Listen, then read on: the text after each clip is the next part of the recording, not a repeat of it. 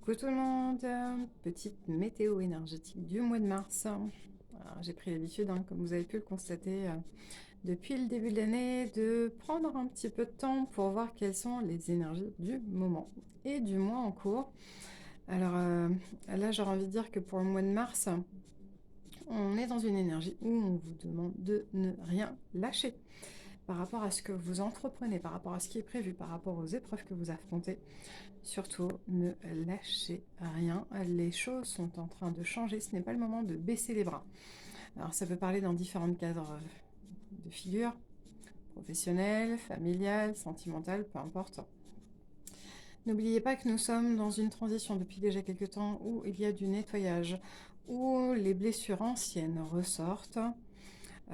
Elle perturbe pas mal notre corps, notre organisme, qui n'apprécie pas trop tous ces petits chamboulements, qui ne sait pas trop quoi en faire, qui ne se sent pas forcément hyper au top moralement. Donc surtout, ne vous négligez pas, déjà première chose par rapport à tout ça. Et surtout, voyez les choses avec une tendance un petit peu inversée, dans le sens où on va vous demander de prendre les éléments n'étant pas comme une victime, mais comme étant un élève qui apprend, qui comprend, pour ne pas reproduire les mêmes problématiques, les mêmes schémas de pensée et schémas dans le côté concret.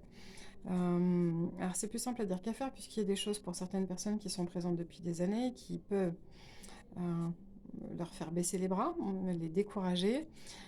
J'ai envie de dire, c'est vraiment pas le moment. C'est pas le moment parce que justement, ce que vous avez travaillé pendant aussi longtemps, vous l'avez peut-être travaillé pour certains un peu dans le vide, un peu en vain. Je sais que c'est pas plus encourageant que de vous dire ça, mais tout simplement parce que vous n'aviez pas forcément la bonne approche pour travailler sur ce qui était nécessaire par rapport à votre organisme et par rapport à votre évolution personnelle. En plus, on a des éléments qui ont ralenti un petit peu par rapport à ce contexte-là. Donc c'est vraiment le moment où il faut mettre les bouchées doubles pour voir les choses différemment, travailler sur les choses que vous n'avez pas envie de travailler, parce que de toute façon, vous y serez confronté, et que ce n'est pas forcément par l'agressivité, par des énergies basses que vous allez réussir à vaincre tout ça. Vous allez me dire, c'est plutôt paradoxal, parce que quand on est face à des situations où en face on a des comportements malsains, mauvais, qu'on se rend compte qu'être le bon samaritain n'apporte pas toujours les bonnes solutions, eh bien, ce n'est pas ce mode de raisonnement-là qu'il faut avoir, mais plutôt, pourquoi est-ce que j'ai rencontré ces personnes? Qu'est-ce qu'elles ont fait travailler sur mon organisme? Qu'est-ce qu'elles m'ont permis d'apprendre? Avec quoi j'en suis ressortie? Et non, on ne ressort pas qu'avec du négatif de chacune de ces expériences, mais de la personne que ça nous a permis d'être. Et encore une fois, non, on n'est pas devenu une personne qui n'a plus confiance, qui se sent délaissée, enfin tous les qualificatifs qui fait qu'on peut se sentir abandonné. La société telle qu'elle est au jour d'aujourd'hui n'est pas là pour nous aider. On va pas se leurrer. Elle n'est pas là pour faire les choses à notre place, notamment au niveau de notre travail personnel. Elle n'est pas là non plus pour nous faciliter les choses, mais par contre, elle va être là pour nous demander de changer notre regard sur ce que nous pensons être la vérité, sur être les choses qui sont justes. Et bien souvent, il ne faut pas oublier que quand on se place dans un contexte de bourreau et de victime, quand on est la victime, eh bien on aurait tendance à être le bourreau aussi en maintenant, bourreau envers soi-même déjà, en maintenant des énergies qui ne sont pas très bonnes, telles que la colère, de la tristesse, de l'amertume, une baisse de confiance et ainsi de suite. Alors qu'il faudrait bien, se conforter sur ce que ça nous a permis de comprendre, sur tout cet apprentissage qui nous a permis de devenir une personne différente et une personne fondamentalement meilleure par rapport à ce que nous étions, puisque les blessures que nous avions, nous avons travaillé pour que celles-ci, certes, elles s'ouvrent pour avoir une certaine visibilité, mais qu'elles s'ouvrent pour mieux les soigner en profondeur. Et le fait de les soigner en profondeur va permettre une cicatrisation également plus profonde. Alors, forcément, j'ai pas mal d'explications avec des visualisations, un petit peu comme d'habitude. Tout le principe des canalisations.